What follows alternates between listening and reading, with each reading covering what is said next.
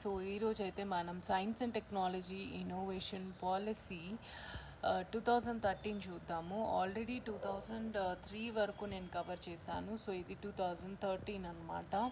So మన ఇండియాలో science and technology పాలసీస్లో investment అంటే జీడిపి, మన ఇండియన్ జీడిపి ఒక 100 రూపీస్ వస్తుందంటే అందులో మనం 0 అంటే లెస్ దెన్ 1% మనం సైన్స్ అండ్ టెక్నాలజీ రిలేటెడ్ టెక్నాలజీస్లో ఇన్వెస్ట్మెంట్ చేస్తున్నాం.